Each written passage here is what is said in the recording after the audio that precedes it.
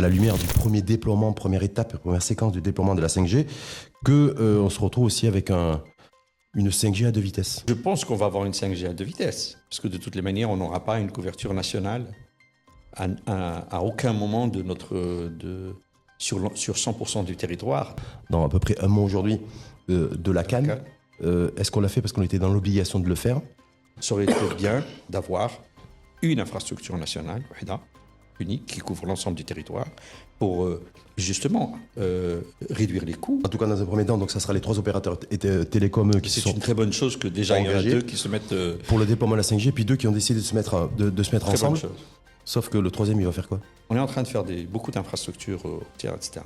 Est-ce que pendant qu'on est en train de faire ça, on est en train en même temps de creuser ce qu'il faut et mettre l'infrastructure pour que les opérateurs viennent tirer leurs câbles? Pourquoi dans ces nouvelles villes, les infrastructures de la ville ne sont pas construites le premier jour avec les infrastructures télécom? Et ouvrir la possibilité d'avoir plusieurs opérateurs de services qui peuvent aller couvrir des territoires sur lesquels certains opérateurs considèrent que ce n'est pas intéressant pour eux. Est-ce que la facture de télécom, d'Internet, va augmenter avec le déploiement de la 5G? Moi, j'appelle de tous mes voeux, 5G ou pas 5G, à ce que tous les Marocains, et j'insiste, tous les Marocains, 100% des Marocains, soient connectés. Est-ce qu'il n'y a pas le risque de ce déploiement 5G, même s'il se fait graduellement, qu'il y ait un accroissement de ces inégalités? Si quelqu'un doit se déplacer de chez lui pour aller à un endroit et avoir la 5G, et on dit il est connecté, on tranche sur les chiffres. Septième sens, le format de débat dédié, ou en tout cas censé donner du sens au sens, aujourd'hui avec un invité. C'est un humain, c'est pas encore un humanoïde? Non. Non, pas encore? Non, pas encore. Je pense pas que je... Non. En tout cas, Nasser Kettani, connu et reconnu pour être spécialiste en IT et en tech. Et je rappelle également que vous êtes fondateur de la première plateforme marocaine de financement participatif qui s'appelle et qui a pour nom de code. Je ne sais pas si c'est un nom de code. Non, c'est son nom. C'est son nom. Akan Crowdfunding. Débat d'aujourd'hui avec vous, Nasser Kettani, autour de la 5G, puisque vous avez appris, alors je ne sais pas comme moi ou pas, qu'il y avait un déploiement de 5G via un SMS. C'était le week-end dernier. Vous l'avez appris également par SMS le... Ah non, vous étiez déjà au courant. Je n'ai pas reçu le SMS. Ah, vous n'avez pas reçu le SMS? Mais j'ai reçu la 5G. Vous avez reçu la 5G. En tout cas, beaucoup de nos compatriotes ont reçu un SMS. C'était le week-end dernier. Certains ont été extrêmement surpris, mais voilà, il y a un SMS annonçant le déploiement de la 5G. Donc, de voir avec vous, expert en IT et en tech, Nasser Kettani, est-ce que c'est un progrès technologique ou une avancée numérique avec un point d'interrogation, cette 5G et son déploiement, sachant qu'il y a tout un agenda et un calendrier sur lequel on reviendra en termes de déploiement. Progrès technologique ou avancée numérique? Non, c'est une avancée numérique, clairement. C'est une évolution technologique intéressante. Elle ouvre un certain nombre de nouvelles voies, de nouvelles opportunités. Et donc, il y a du bon. Il y a probablement des questions à se poser sur est-ce que c'est utile partout, pourquoi faire, et donc quel est le sens qu'il faut lui donner. Parce qu'on n'a pas encore d'informations précises. On sait à quoi elle pourrait servir. Maintenant, concrètement, dans le déploiement qu'on a ici, c'est une question. Mais moi, je suis plutôt d'avis, je suis un bon récepteur et quand il y a une nouvelle technologie qui est déployée, qui peut servir, moi, je suis plutôt positif. Mais j'observe, je regarde, je veux comprendre. Observez, regarde, et justement, nous aussi, on a envie aussi de comprendre. C'est pour ça qu'on vous a sollicité, on vous en remercie une fois de plus d'avoir accepté l'invitation au débat Nasser Kettani, parce que cette 5G, on dit voilà, il y a un déploiement qui va se faire dans une forme de progressivité, qui devrait, a priori, se développer essentiellement dans les zones les plus dynamiques, et donc essentiellement les zones urbaines, les villes aussi qui vont accueillir, a priori, parce qu'il y a cette échéance dans à peu près un mois aujourd'hui, de la CAN. Est-ce qu'on l'a fait parce qu'on était dans l'obligation de le faire et que du coup on n'a pas encore défini qui allait profiter de quoi et comment un peu ça allait se passer globalement pour nos compatriotes, parce qu'effectivement il y a cette échéance de la CAN 2025 que, au même titre que la FIFA, il y a aussi la CAF qui demande aussi à ce qu'il y ait une connexion un peu plus connectée et collective en fait, qui soit mise en place. Certainement que la CAN joue un rôle important. On va accueillir, je l'espère, des centaines de milliers de visiteurs. Il va y avoir beaucoup de trafic réseau, parce que les gens vont vouloir regarder des choses, de la vidéo, des matchs, etc. sur les réseaux. Et donc, il y a lieu de pouvoir avoir une infrastructure qui supporte ça. Donc, moi, je trouve que c'est intéressant l'idée qu'on le déploie maintenant, fin d'année. On a aussi des... Donc c'est positif de ce point de vue-là. Le déploiement n'est pas national. Il y a encore beaucoup de travail à faire. C'est localisé, en fait, ça sera localisé. Casablanca, Rabat, Tanger, Marrakech. Alors, je ne sais pas, je n'ai pas le... Parce qu'on n'a pas le détail. Mais effectivement, on n'a pas le détail. Ce que je sais, moi, c'est que j'habite à Casablanca, j'ai la 5G sur mon téléphone. Il me dit 5G, quand j'ai fait les tests, je vois bien que j'ai Moi, j'ai la 4G sur mon téléphone. Oui, alors j'ai plein de copains qui ont reçu le SMS, mais leur téléphone n'a pas basculé. Ouais. Alors, il y a un bug, c'est une histoire de bug. Je ne sais pas. Je pense que c'est normal. Il y a des réglages. Il faut que ça marche. C'est les premiers jours. On va y arriver. Je veux dire, on est plutôt bon à déployer ces infrastructures. Donc, moi, j'ai confiance qu'on va y arriver. C'est déployé sur les infrastructures existantes. Donc, c'est-à-dire sur la 4G. Sur les infrastructures 4G, c'est ce que j'ai compris. C'est ce qu'on sait. Et puis, il va y avoir un déploiement national. Je ne pense pas que ce soit un déploiement à 100% sur le territoire. On reviendra probablement dessus. Mais oui, la 5G a du sens dans des villes denses pour un certain nombre de raisons technologiques et économiques. Avant tout économique. Est-ce qu'on doit considérer aujourd'hui qu'effectivement, ces déploiements qui a un peu surpris, même s'il avait été annoncé. Je le rappelle, effectivement, il y a eu la stratégie Morocco Digital 2030 où effectivement il figurait que 25% du territoire, parce qu'elle avait été présentée il y a un an et demi, je pense, 25% du territoire serait couvert en 5G et donc fibre optique avant fin 2025. Sauf qu'on n'est pas sûr que 25% du territoire soit couvert en 5G dans un mois. A priori, certains considèrent que ça va être un peu trop juste en termes de délai et qu'ils considèrent que ça serait plutôt le premier trimestre 2026. La question, c'est c'est quoi le territoire? Enfin, on n'a jamais dit... C'est très vague. Donc le fait qu'on précise pas les zones, on peut Est-ce que c'est 25% des Marocains? Est-ce que c'est 25% des villes? Est-ce que c'est 25% des populations? Est-ce que ça change? C'est intéressant dans cette année. Pour ça, expert réputé. Quand on dit 25% de la population couverte, en tout cas en 5G d'ici la fin de l'année, voire tout début 2026, c'est pas 25% du territoire. Ouais. C'est quoi la différence, le distinguo qu'il faut faire? Il y a des territoires qui sont... Casablanca est une ville dont la population elle est très, très importante. Elle représente déjà, Casablanca, près de 20%. À peu près 20% de la population globale. Donc si tu couvres Casablanca, t'es bon, tu checkbox. Ça veut dire que mais si tu fais Casablanca, si tu fais Tanger, si tu fais Marrakech, etc., les grandes villes, tu peux couvrir plus de 25% de la population, probablement. Mais ça ne veut pas dire que tu couvres 25% du territoire, sachant que notre territoire est très très grand. Si j'inclus dedans tout le territoire rural, etc., on est très très très loin des 25% qui vont être couverts par la 5G, à mon avis. Est-ce qu'il faut oublier en tout cas dans un premier temps, même sur ces territoires-là, probablement la fibre, parce qu'on ne va pas tirer des câbles dans les montagnes. Je n'y crois pas. Mais justement, donc du coup, c'est intéressant de mettre le doigt, que vous ayez mis le doigt sur le fait que c'est entre 20 et 25% de la population qui sera couverte. En termes en tout cas, c'est comme ça que je le dis personnellement. Non, mais c'est comme ça que c'est écrit. C'est 25% de la population, c'est pas 25% du territoire. Donc ça veut dire qu'au niveau de Casablanca, par exemple, où on a à peu près entre 4 et 5 millions d'habitants, c'est à peu près 20% de la population globale. Ce qui risque de s'avérer, c'est que toute la géographie de Casablanca ne sera pas couverte. Ça sera des endroits localisés au niveau de Casablanca qui seront couverts. C'est ce qu'on peut imaginer en tout cas. Ouais. Et pareil sur Rabat, et pareil sur Tanger, et pareil sur Marrakech et peut-être un peu Agadir, a priori. On ne connaît pas les plans de déploiement. Enfin, j'imagine que les opérateurs, et le régulateur et le ministère doivent connaître ces programmes, mais on ne les voit pas. En tout cas, moi, je suis dans ce que j'ai vu aujourd'hui. Mon téléphone, il est en 5G. 5G. Je n'étais pas en 5G dans le train, mais bon, je suis en 5G à Rabat et à Gaza. En tout cas, c'est les trois opérateurs, parce que notre pays compte 3 opérateurs télécoms.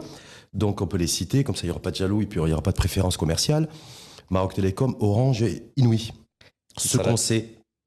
Maroc Télécom. C'est ça. Voilà ce que je veux dire. Qu'on a profité d'ailleurs pour refaire du rebranding. D'ailleurs, vous avez vu beaucoup de critiques sur le fond rouge avec le M de Maroc qui est en minuscule et non pas en majuscule, ce qui serait une.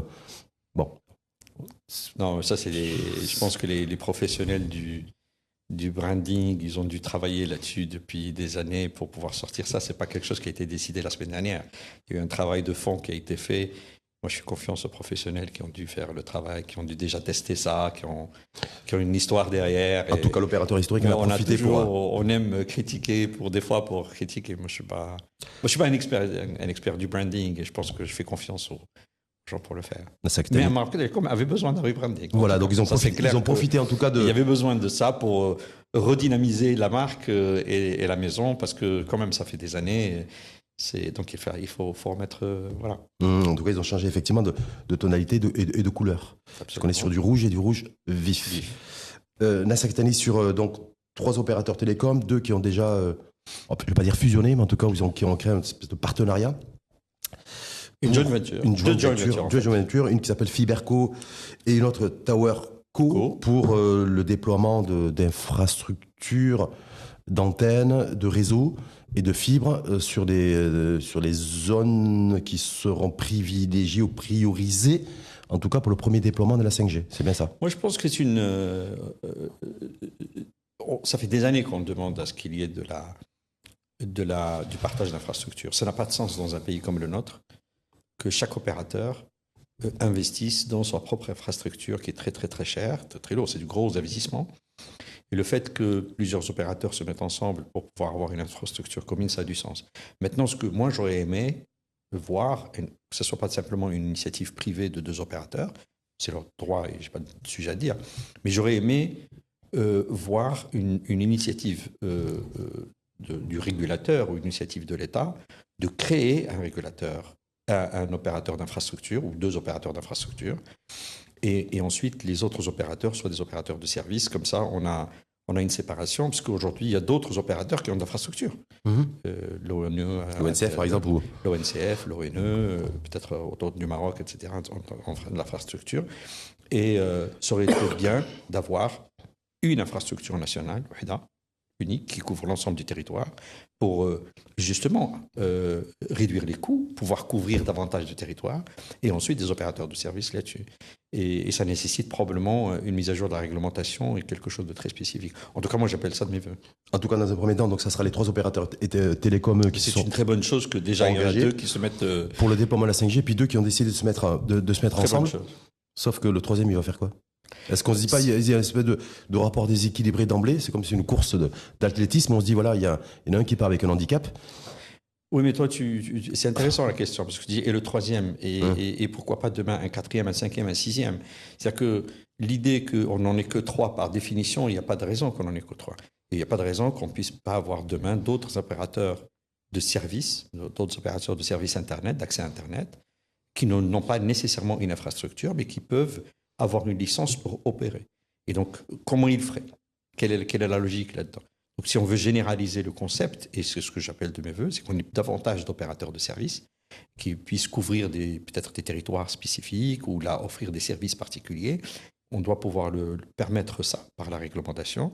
Et de ce point de vue, le fait d'avoir un seul régulateur, un seul opérateur d'infrastructure le permettrait. Donc aujourd'hui, en l'occurrence, il y en a un qui est exclu de l'équation.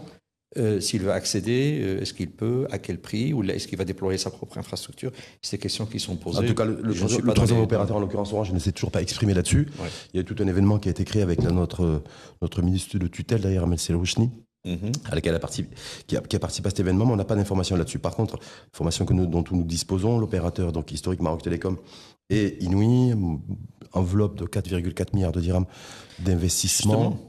Pour le déploiement de la 5G. Mais c'est des investissements qui sont très très lourds. Déployer la 5G ou déployer la fibre optique, c'est des investissements très très lourds dont le pays a besoin. C'est pas la discussion. Mais comme c'est des investissements qui sont trop lourds, à un moment donné, qu'on ne soit pas dupe, c'est le consommateur qui va les payer. Juste d'une manière ou d'une autre. Les opérateurs ne font pas ça par... c'est pour ça que je voulais aussi sur le modèle économique, effectivement. À un moment donné, c'est du CAPEX, donc il faut bien qu'ils le remettent dans leur modèle économique sous forme de facture. Mais s'il y a 2 opérateurs qui convergent et qui mutualisent, ça veut dire donc c'est une bonne chose. Ils ne seront pas déjà plus en avance vis-à-vis ne serait-ce que du 3e dans un premier temps, où ils pourront proposer certainement une offre 5G pour le consommateur final, qu'il soit particulier ou entreprise, qui soit déjà d'ores et déjà beaucoup plus compétitive que le 3e opérateur télécom qui, lui, va devoir financer seul le déploiement de la 5G. Justement, en fait, et il ne pourra pas le vendre à des prix différents, donc ça va être très, très, très, très compliqué.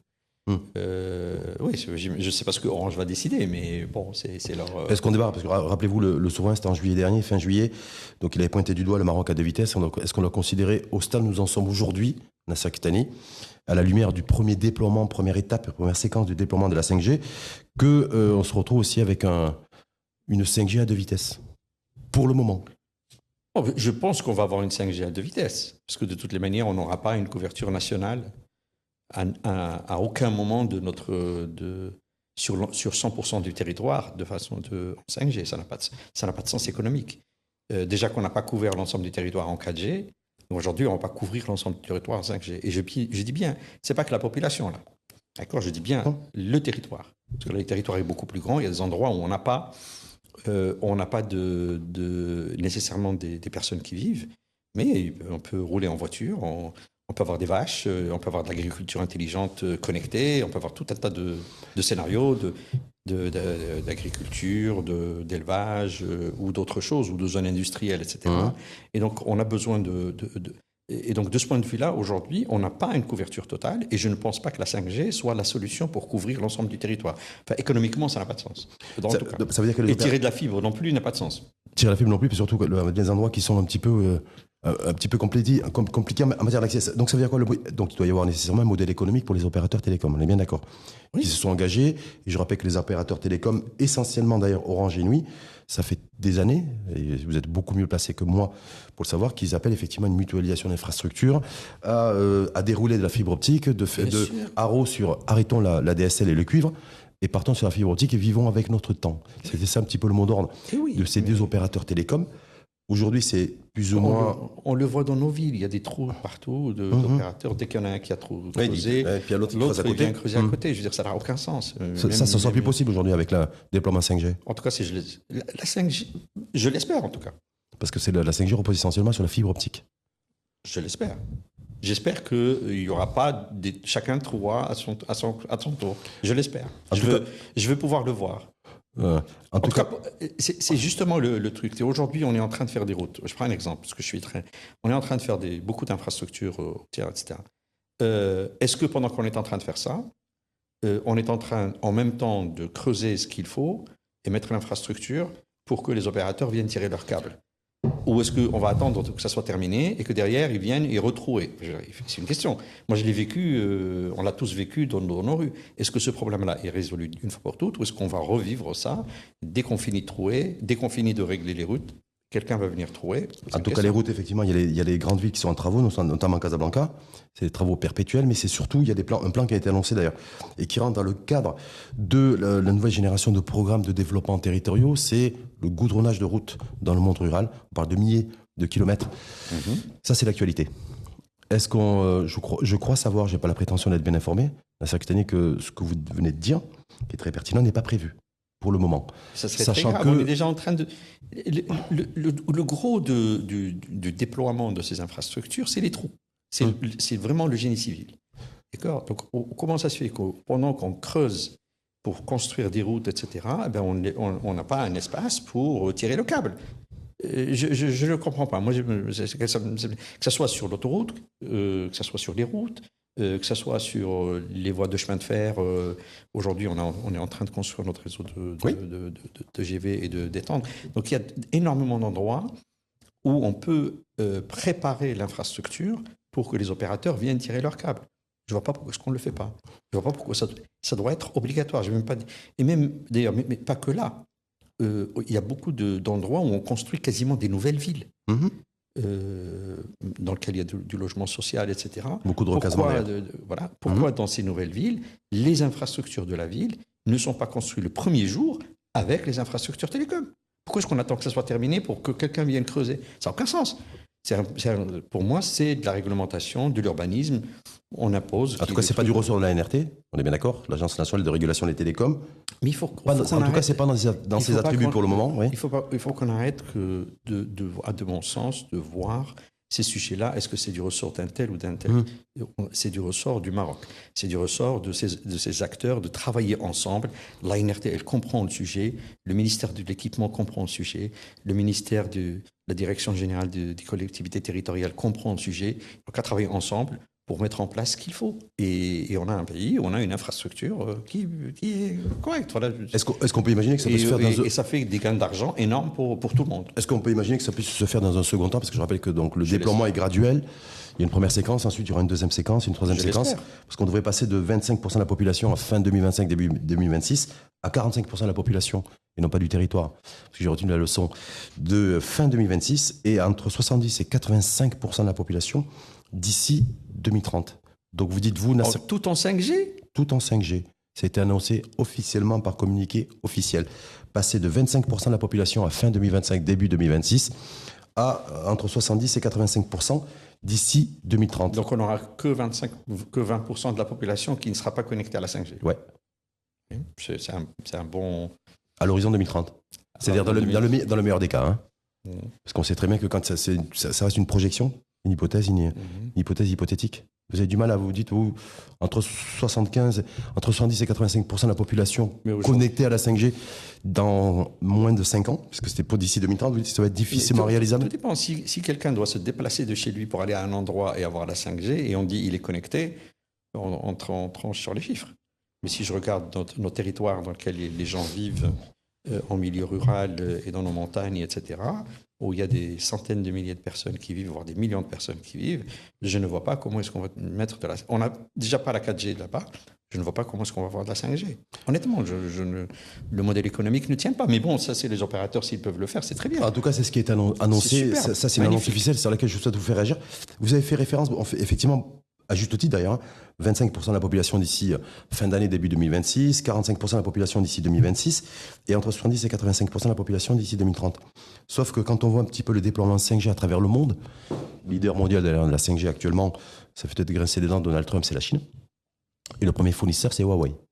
Donc c'est 2 marques chinoises qui ont pris le lead là-dessus.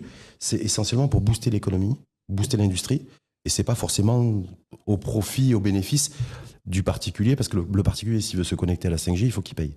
Il faut qu'il paye un peu plus cher que la 4G. Donc est-ce que chez nous, ça va être, selon vous, un peu ce même modèle, compte tenu qu'à travers le monde, la 5G, c'est le développement, le renforcement de la compétitivité économique, Internet des objets, l'industrie, c'est aussi au niveau le renforcement de la robotique. Oui. Chez nous, la réglementation interdit à quelqu'un de payer un truc et un autre de payer autre chose. Donc on ne peut pas vendre la 5G à Casablanca à un prix et la vendre à Lyon à un autre prix. Il y aura un tarif unique. C'est obligatoire. C'est la réglementation qui interdit aux opérateurs d'avoir des choses différentes. Si je comprends bien la réglementation. Donc on a un prix qui va être pour la même chose, on paye la même chose. Le territoire n'est pas un différentiel. Ça, c'est au nom de l'égalité territoriale. Au nom de l'égalité territoriale, et je pense que c'est une bonne chose. D'une certaine manière, ça peut se discuter. Maintenant, la réalité, c'est le vrai sujet pour moi, c'est pas est-ce que c'est 5G, 4G ou autre. Le vrai sujet pour moi, c'est comment est-ce qu'on fait pour que 100%... Il y a 2 sujets. Un, comment on fait pour que 100% des Marocains soient connectés à Internet et que ça soit quasiment un droit pour tous les Marocains. Droit d'accès à Internet ou droit d'accès à la 5G, c'est pas la même chose? Non, c'est droit d'accès à Internet. On a besoin de nous assurer que tous les Marocains ont accès à Internet. Pour une raison très simple. C'est que si à partir du moment où on dit on va digitaliser des services du gouvernement, donc on va faire du e-gov, on va faire des nouveaux services de santé, etc., ça veut dire qu'il faut qu'on connecte tout le monde. On ne peut pas, et le roi l'a dit dans son discours, continuer à avoir un Maroc à 2 vitesses. Et donc, on ne va pas faire du e-gov pour celui qui habite à Casablanca et le Moukata à côté de lui pour faire ce qu'il veut, et celui qui doit faire 20 ou 30 kilomètres pour aller à un truc, alors qu'il peut le faire en ligne, il ne peut pas le faire parce qu'il n'a pas l'accès à Internet. Donc, on a un problème fondamental pour moi qui est de nous assurer que nos compatriotes qui ne sont pas en ville sont connectés à Internet. Alors, quel est le moyen? On peut en discuter. 4G, 5G, satellite, TV White Space, il y a tellement de technologies possibles, mais il faut les connecter. Et ça, c'est une... Il y a un deuxième sujet qui est la connexion des territoires. D'accord? Il y a des endroits, par exemple, il y a des endroits où on veut faire de l'agriculture, il y a des endroits où on veut faire de l'industrie, etc. Dans de très, très grands territoires. Comment est-ce qu'on les coupe? Comment est-ce qu'on fait de l'agriculture intelligente avec de l'eau, etc., avec des objets connectés, etc., et tout, si on n'a pas de la connexion Internet pour faire ça? Il nous faut de la technologie pour ça, dans des endroits, et probablement aussi sur nos autoroutes et tout. Donc, on a besoin d'une couverture territoriale qui soit beaucoup plus grande. Aujourd'hui, dans des endroits à Casablanca, dans le grand Casablanca, on n'a pas Internet. Dans certaines zones. Aujourd'hui, dans des routes en descendant de l'aéroport ou en rentrant en ville, il y a des endroits où il n'y a pas Internet. C'est complètement aberrant. Ça n'a pas de sens. Surtout sur les nouvelles routes qu'on crée. Donc ça, c'est quelque chose qu'on doit résoudre une fois pour toutes. Et les opérateurs doivent s'y mettre. Et je pense que le régulateur a un rôle à jouer là-dedans, de s'assurer que tous les Marocains sont connectés et une grande partie du territoire, y compris des endroits où il n'y a pas des gens qui vivent, mais des gens qui travaillent, des gens qui produisent en tout cas. Qui produisent. L'exemple le plus, c'est notre agriculture. Et pas que. Pas que. Compte tenu, on revenait, d'ailleurs, je l'ai cité précédemment, un phrasé du discours du souverain fin juillet, Maroc à 2 vitesses. On est aujourd'hui dans un Maroc à plusieurs vitesses, avec effectivement de fortes inégalités, à la fois spatiales et donc territoriales et sociales entre les territoires. Est-ce qu'il n'y a pas le risque de ce déploiement 5G, même s'il se fait graduellement, qu'il y ait un accroissement de ces inégalités? De se dire, voilà, alors que c'est censé réduire les inégalités, en tout cas la technologie, l'accès à la technologie, est-ce qu'il n'y a pas le risque, selon vous, d'asseoir l'accroissement des inégalités? Écoute, encore une fois, est-ce que c'est la 5G qu'il faut développer, déployer dans les territoires? Je ne sais pas. D'accord? Il y a un coût économique, un modèle économique derrière, et c'est peut-être pas la solution qu'il faut. Je laisse les opérateurs décider du modèle économique et que la meilleure façon pour eux de le faire. Mais est-ce qu'il faut qu'il y ait des télécoms, de l'infrastructure, de la connexion pour ces territoires? La réponse est 100% oui. Et on n'a pas le choix. Quelle est la technologie à déployer? Ça, c'est un choix des opérateurs qu'il faut laisser, mais ils ne peuvent pas dire « je ne peux pas faire la 5G, je ne peux pas faire la 4G, donc je n'y vais pas ». Non, si tu n'y vas pas, tu laisses quelqu'un d'autre y aller. Donc c'est pour ça que je milite. Mais là, a priori, ils ont dit qu'on y va. Après, mais on y va si, encore une fois, c'est pas pour 80%, c'est pour 100%. C'est pour 100%. Et aujourd'hui, on est très très loin des 100%. Je sais qu'on nous parle de zones blanches, etc. Tout à fait. Mais la réalité, c'est qu'aujourd'hui, dans notre pays, il y a des gens qui n'ont pas accès à Internet. Et peut-être qu'on a peut-être même besoin de réformer ou de trouver des modèles dans lesquels l'Internet de quelqu'un qui habite en montagne ne soit pas au même prix que de quelqu'un qui habite en ville. Parce que les pouvoirs d'achat ne sont pas les mêmes. C'est pour ça que je disais les besoins ne sont pas les mêmes. Il y a les inégalités qui sont structurelles. La régulation peut évoluer dans ce sens, ou trouver des modèles économiques qui permettent à des gens, ou alors peut-être laisser de nouveaux opérateurs s'installer, des opérateurs d'accès à Internet, qui peuvent avoir des business models innovants, différents, pas nécessairement les trois grands opérateurs. Sauf qu'ils risquent de faire concurrence, et de faire une concurrence à leurs yeux déloyale aux opérateurs télécoms qui auraient ou auront investi massivement dans l'infra. Mais non, encore une fois, si nos opérateurs investissent pour couvrir l'ensemble du territoire, c'est tant mieux. Mais s'ils ne le font pas et qu'il y a des gens, des opérateurs, d'autres opérateurs qui peuvent venir offrir des services avec des technologies différentes, avec un modèle différent, on les laisse faire. On leur donne les licences qu'il faut faire, etc. Il ne faut pas qu'on soit dans un schéma, de mon point de vue, de dire non, on n'en a que 3, on ne peut pas en avoir plus. Et il faut forcément... Non, on peut innover. Une des innovations, c'est de l'infrastructure partagée, un opérateur d'infrastructure, pour réduire les coûts. Donc ça, c'est déjà une première chose. Et ouvrir la possibilité d'avoir plusieurs opérateurs de services qui peuvent aller couvrir des territoires sur lesquels certains opérateurs considèrent que ce n'est pas intéressant pour eux, parce qu'il y a 120 personnes qui habitent là-bas, je n'ai pas besoin d'y aller. Ce n'est pas rentable. Laisse les gens se développer là-bas. C'est pas de la concurrence déloyale. Est-ce que ça permet parce que tu ne veux pas y aller. Débarquer Elon Musk, parce que Elon Musk, avec ses satellites qui sont low cost, voilà, effectivement, il a a priori cette capacité, lui, de déployer des microsatellites, en tout cas, connectés. Géostationnaire bas. Bas, exactement. Donc c'est la basse tension aussi, c'est ça. Et qui est en capacité de pouvoir, lui, assurer de l'accès à Internet à des populations qui sont dans des zones extrêmement reculées. Je rappelle qu'il y a une espèce de deal déjà qui a été ou qui aurait été en tout cas signé avec une des entreprises, parce qu'Elon Musk a beaucoup d'entreprises, d'Elon Musk. Est-ce que ça veut dire qu'il pourrait y avoir du Elon Musk dans les prochaines semaines, les prochains mois, la perspective du développement et déploiement accéléré de la 5G dans notre pays? Je ne suis pas au courant à part les bruits, donc je n'ai pas d'affirmation là-dessus. Parce que je considère que l'accès à Internet avec ces technologies-là est très cher au niveau du consommateur. C'est pas parce qu'on a la technologie qu'elle est accessible. En réalité, elle n'est pas si accessible que ça. Elle est chère. Et un deuxième sujet, c'est est-ce qu'on a envie d'avoir une souveraineté d'une infrastructure d'importance vitale, parce que c'est un sujet aussi de souveraineté. On parle beaucoup de souveraineté sur un tas de sujets. Donner ça à quelqu'un qui l'opère. On n'aura pas le choix, Nasser Kettani, non ? Non, on a le choix. On a le choix. Moi, ça fait des années que je milite sur d'autres sujets. Il y a d'autres technologies aujourd'hui qui nous permettent d'offrir de l'Internet à bas coût, d'une autre manière. Il existe les cognitive radio, les Dynamic Spectrum Access, les TV White Space, il y a d'autres technologies qui permettent... C'est pas made in Morocco, ça ? C'est pas du made in Morocco ? Non, mais l'infrastructure, à partir du moment où on l'achète, on la déploie, elle est made in Morocco. Elle devient...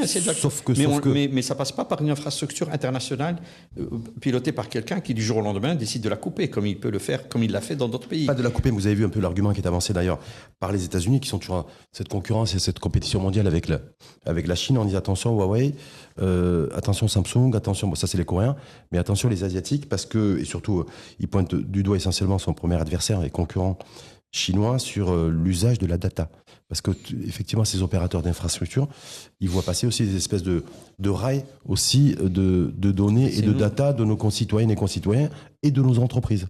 Mais ce n'est pas eux les opérateurs d'infrastructure. On achète leur matériel, on le déploie. Vous êtes en train de dire que, ou là, il est en train de dire que Huawei prend les données des Marocains et les envoie en Chine. Pas mais pourrait. Pas mais pourrait. Parce que a priori c'est faisable. Mais on peut le voir. Je vois pas. Je veux dire, on a nos ingénieurs qui peuvent voir est-ce qu'il y a du trafic qui va en Chine quelque part. Il n'y a pas de risque pour vous éventuellement de fuite ou d'exploitation de la data. On peut le voir. Je veux dire, on a nos ingénieurs qui, quand ils déploient, ils vont voir est-ce qu'il y a des paquets qui vont partir ailleurs. Je veux dire, vous êtes de la technologie, je ne vois pas très bien comment est-ce qu'ils peuvent envoyer des données en Chine sans qu'on s'en aperçoive. Moi, en tout cas, j'ai du mal sur l'infrastructure de couverture, est-ce qu'on aura d'autres choix que... Parce qu'ils les opérateurs télécoms n'ont toujours pas précisé le choix technologique, l'identité, le made in, qu'ils allaient solliciter. Quand on voit effectivement les leaders mondiaux en matière d'infrastructure de déploiement 5G, c'est essentiellement des Asiatiques. Huawei en tête, il y a Nokia. Il y a Nokia, Ericsson. Nokia et Ericsson qui sont dans le top 5, top 6. Oui, mais dans le top 2, c'est Huawei qui est premier, puis talonné par Samsung. Ça, moi, je pense que... Et Nokia qui est troisième d'ailleurs. Je pense que nos opérateurs vont faire les appels d'offres qu'il faut, comme il faut. Ils vont décider de leur... C'est pas l'État qui décide de ça. C'est des infrastructures privées. Les opérateurs vont décider quel est le meilleur fournisseur pour eux. Et peut-être qu'ils vont avoir certainement des cahiers des charges, des exigences. Il va y avoir des discussions. Je pense que l'État a un droit de regard. Peut-être la NRT là-dessus, non ? Comment ? Il y a peut-être la NRT qui a un droit de regard aussi. C'est peut-être un enjeu aussi de... Peut-être un peu de sécurité. On a vécu ces derniers mois des attaques cyber. La NRT peut avoir un regard. Je pense que la DGSSI peut avoir un regard sur des questions de sécurité, etc. Donc, ils regardent ça tous ensemble pour faire ce qu'il faut pour le Maroc. Et puis après, de regarder les modèles économiques. Et puis, bien évidemment, il y a forcément nos alliés ici ou là qui veulent aussi chacun vendre sa technologie. Bon, ça c'est cette bonne guerre. C'est comme quand on achète des avions, tout le monde veut nous en vendre, et quand on va acheter... D'ailleurs, aujourd'hui, on va essayer d'acheter des F-35 électriques, etc. Donc ça devient des enjeux géopolitiques qui passent à un autre niveau. Mais bon, moi je fais confiance aux opérateurs télécoms de choisir les technologies qu'il leur faut. Donc, en tout cas, on sait que lorsque les 20-25% de la population, pas du territoire, j'ai bien retenu, et j'espère aussi que celles et ceux qui suivent ce podcast ont bien retenu ce qu'a précisé, je ne vais pas dire avec insistance, mais il l'a dit et redit parce que c'est important, c'est entre 20 et 25% de la population globale, et non pas du territoire dans son ensemble, qui devrait être équipé en 5G d'ici la fin de l'année, début 2026. Ensuite, on passe à 40 et ensuite, d'ici 2030, entre 70 et 85% et ça a du de sens la population. De déployer progressivement. Rome n'a pas été construite en une nuit, donc ça prend du temps de construire, de déployer l'infrastructure. C'est un territoire qui est suffisamment grand, donc il faut le faire bien, progressivement. Aujourd'hui, on le déploie sur l'infrastructure existante. On va acheter de nouvelles infrastructures, on va développer des nouvelles infrastructures. Mais encore, moi j'appelle de tous mes voeux, 5G ou pas 5G, à ce que tous les Marocains, et j'insiste, tous les Marocains, 100% des Marocains, soient connectés. Ils aient une connexion. Et ils n'ont pas besoin de faire 10-20 km pour être connectés. Ce n'est pas normal. Est-ce que vous avez une idée, juste pour conclure là-dessus, du fait que, est-ce que la facture de télécom, d'Internet va augmenter avec le déploiement de la 5G, avec un effet domino et un effet mécanique. En tout cas, pas, moi, selon vous, Nasser Khattani? Je ne pense pas. Je ne pense pas que les opérateurs vont augmenter leur prix. Aujourd'hui, moi j'ai ma 5G, ma facture n'a pas bougé. Aujourd'hui, est-ce qu'ils pourront le faire demain?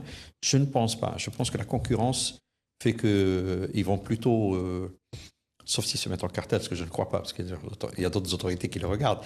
Mais non, je ne pense pas qu'ils Internet ne coûtera pas plus cher, la fibre optique ne coûtera pas plus cher avec les déploiements de la 5G sur l'ensemble du territoire progressivement. Je ne crois pas. J'ai du mal à le croire. Ça serait très grave parce que ça veut dire qu'on met davantage de barrières aux gens pour rentrer sur Internet. Il y a quelque chose quand même de relativement important à dire. C'est que aujourd'hui, à partir du moment où on considère que Internet est une infrastructure d'importance vitale, je voudrais vraiment revenir là-dessus parce que c'est essentiel.